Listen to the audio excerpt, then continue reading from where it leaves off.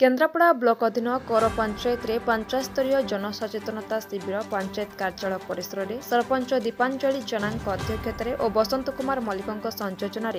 अनुष्ठित हो जाइए। पंचायत स्तरीय सचेतनता शिविर पंचायत रे पूर्व होता विकासमूलक कार्यक्रम गुड़िक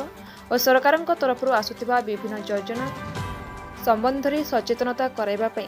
एलईडी परदा माध्यम वीडियो प्रदर्शन करा सहित मान्यवर मुख्यमंत्री नवीन पट्टनायक और 5T अध्यक्ष भिके पांड्यान जनहितकारी योजना संपर्कित वार्ता को एलईडी परदा माध्यम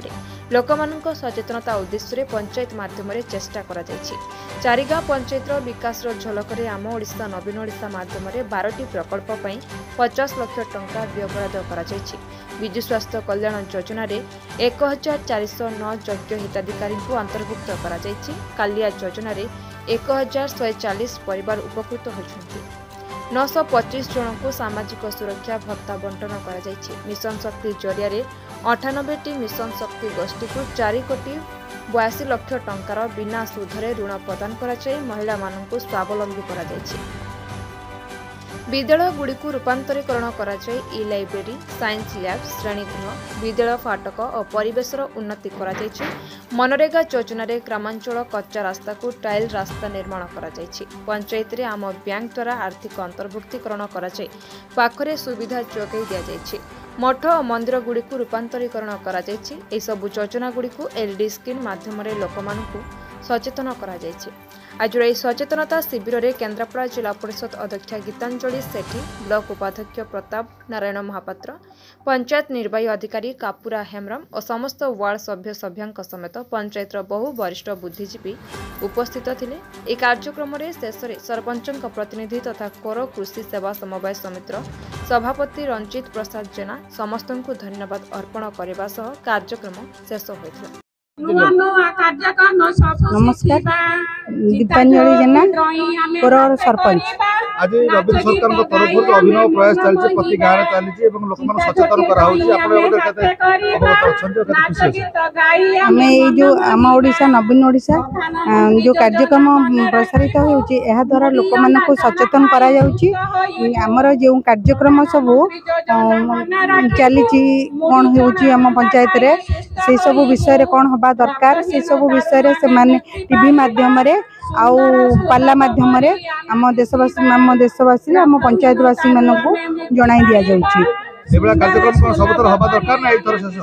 नहीं एमती हबा दरकार हबा द्वारा लोक माने सचेतन होबे आउ से माने जो माने जानि परनाती कोन करिवे माने को प्रकल्प हमर सरकार देउछंदी ताको से माने अवगत होबे आपण सरपंच हवा पूर्व लोक मान जो प्रतिशत देइतले केते प्रतिशत फुलफिल हेछि बोली आपण भाबुछन हां किछि का आंसर हेछि आउ किछि हबा को जाउची जो नुआ नुआ प्रकल्प सब बाहरी छि से मान को सब जो भत्ता आउ तांकर जो ये होची प्रधानमंत्री आवास योजना जो सब होची से सब किछि किछि करिचोदी लोक मानक पई किछि किछि हबा को जाउची आ नुआ प्रकल्प माध्यम रे आ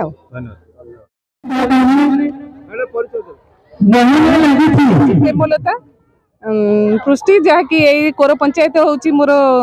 ए पंचायत रे मुझे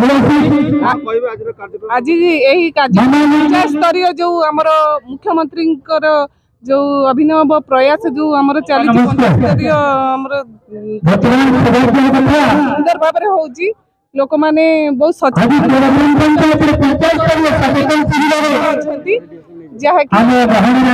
सरकार भाव प्रयास करी आम मान को जो उत्साहन जो आनंद जो सेवार अधिकार देइछथि बा तांको लागि आमे जो उपयुक्त माध्यम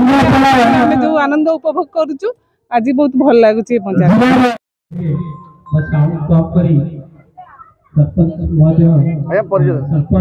रंजित प्रसाद जेना कोर सेवा समवाय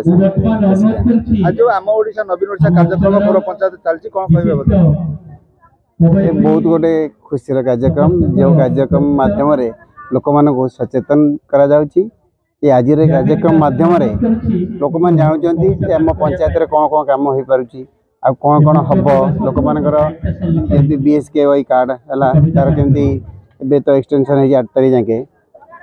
आउ अलग अलग जहाँ सब सरकार कार्यक्रम रोची